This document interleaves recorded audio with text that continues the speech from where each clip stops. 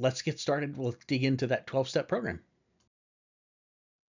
All right, so let's run through these 12 steps really quickly, and then we'll go through each one in more detail in an upcoming slide.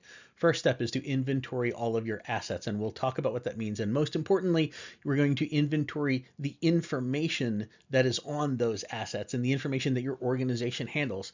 Then we're going to diagram the relationships between them. Those diagrams, as everybody knows, a picture's worth 1,000 words. Those diagrams are really helpful for helping you understand what's happening in your own environment and for helping the assessment teams understand what they're seeing in your environment.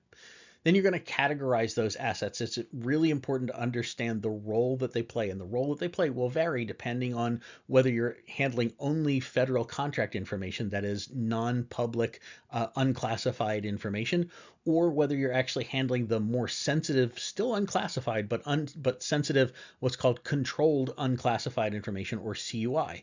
So depending on where you are and what kind of information you handle, that's going to determine or help you allocate those assets into different categories.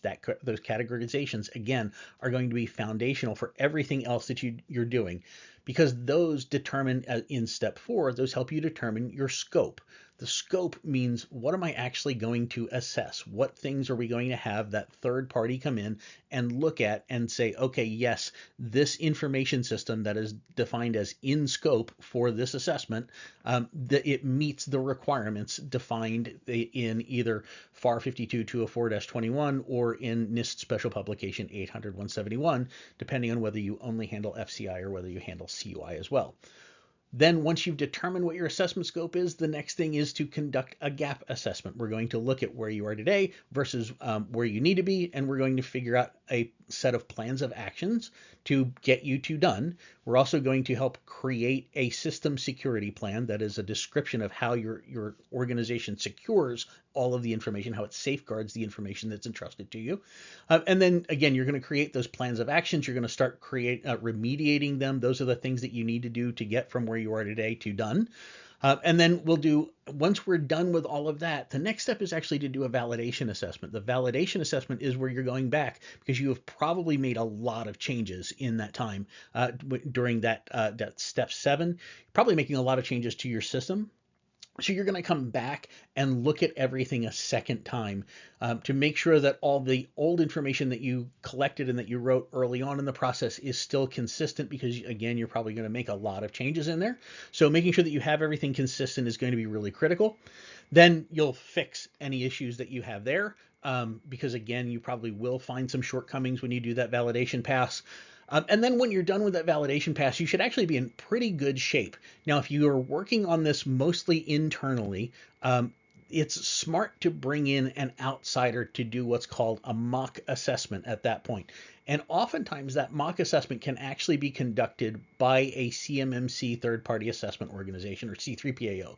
That C3PAO, what they're doing in the mock assessment is they are looking at all the stuff that you've put together.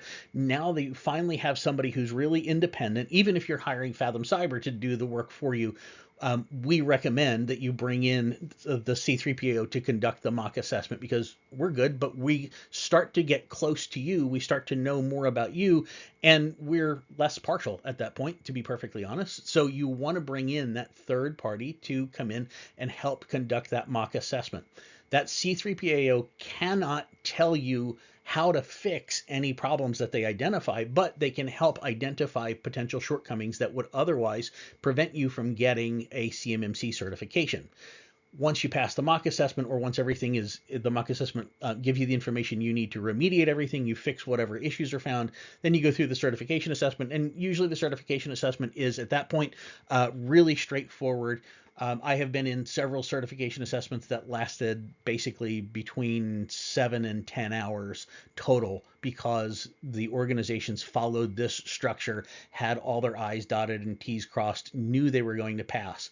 The big reason for that mock assessment, you don't need it, but we strongly encourage people to do that mock assessment, because when the C3PAO is hired and they start the CMMC certification assessment, they need to report to the United States Department of Defense that they are conducting that assessment of you. So once that formal certification assessment starts, DoD knows about it.